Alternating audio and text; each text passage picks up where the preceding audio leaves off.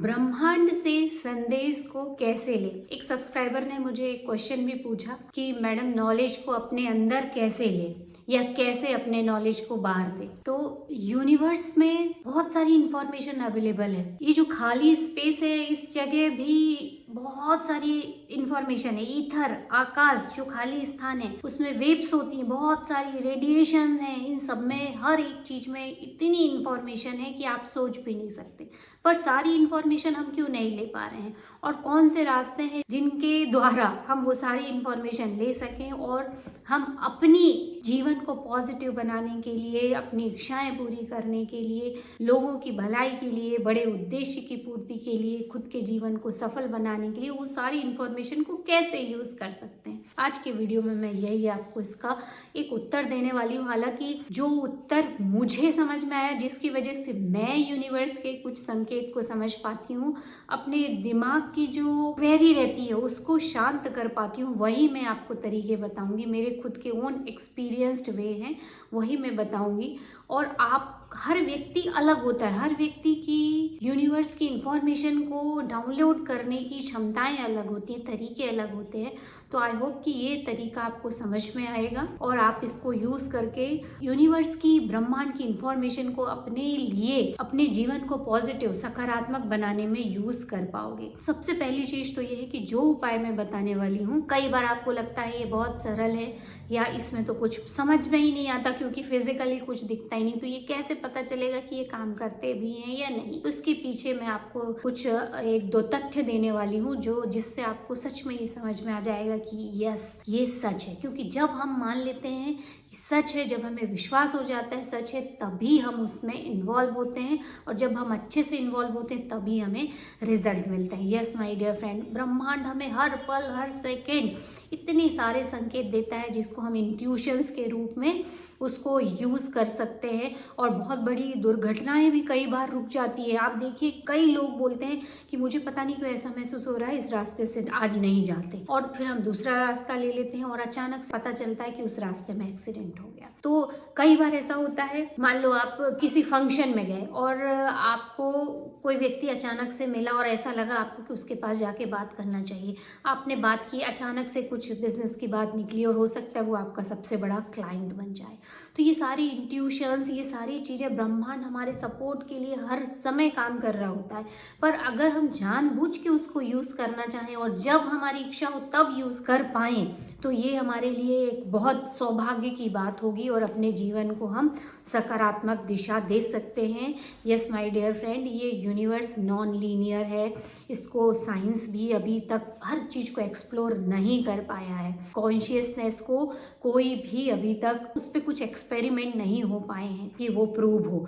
ये non linear science है, उस चीज़ को अभी अच्छे से समझना बहुत इंपॉर्टेंट है। तो सबसे पहली चीज़ तो ये है कि वी आर यूनिवर्स, हम यूनिवर्स है, और ये, इसको भी हम ब्रह्मांड बोलते हैं। तो इसी पूरे ब्रह्मांड का एक छोटा सा हिस्सा हम है। तो कॉन्शियसनेस हम में कहाँ से आई?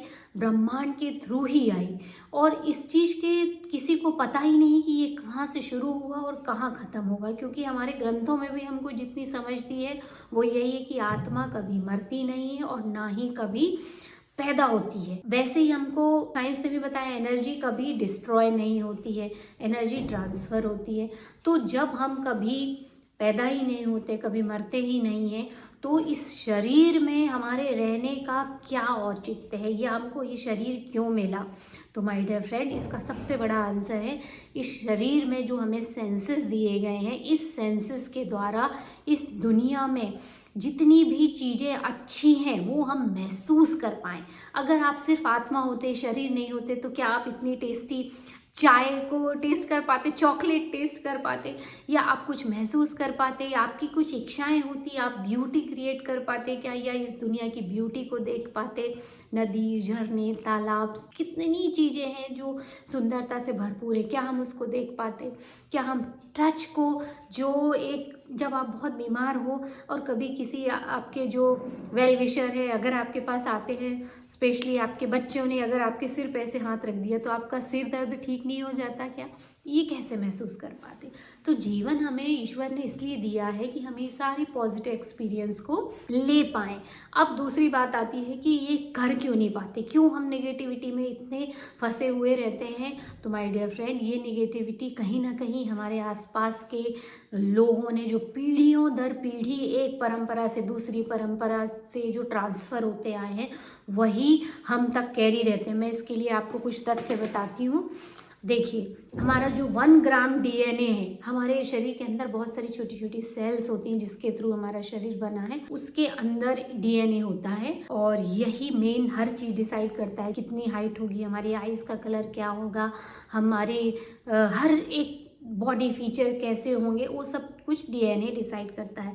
तो 1 ग्राम डीएनए मतलब जैसे इस फिंगर में एक छोटी सी टाइनी पिन ड्रॉप टाइप की इतनी छोटी साइज में 700 टेराबाइट्स ऑफ डाटा के स्टोरेज की क्षमता रहती है। 700 टेराबाइट्स ऑफ डाटा। और डीएनए क्या है, हमारी हार्ड ड्राइव है, उसमें जितनी भी चीजें हैं वो स्टोर रहती हैं। तो रियल लॉ ऑफ अट्रैक्शन तब शुरू होता है जब हमको लगता है ये सब कुछ हमारे कहाँ पीढ़ियों से ट्रांसफ़र हो रहा है, पर ये डीएनए में रहता है। और एक चीज़ और भी है कि 14 पीढ़ियों का जो एक्सपीरियंस रहता है या जो डीएनए में कुछ इंफॉर्मेशन रहती है वो हमारे अंदर रहती है। 14 पीढ़ियाँ, सोचिए आप।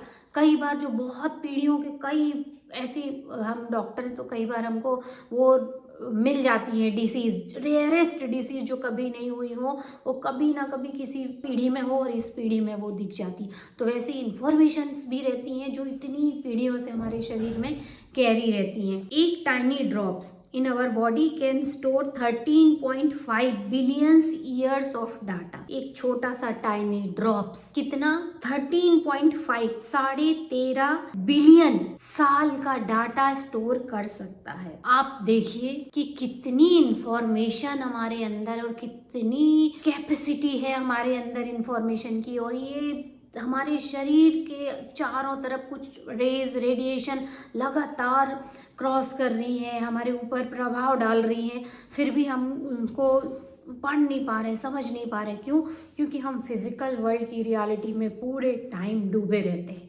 तो इसका तरीका ये है, पहला है मेडिटेशन, दूसरा है माइंडफुलनेस की प्रैक्टिस। तो मेडिटेशन में जब आप ब्रीदिंग पे ध्यान दो, सुबह 10 से 15 मिनट डेली आप ये प्रैक्टिस करो, मैं खुद भी करती हूँ, कि आपको सिर्फ ब्रीदिंग पे ध्यान देना है।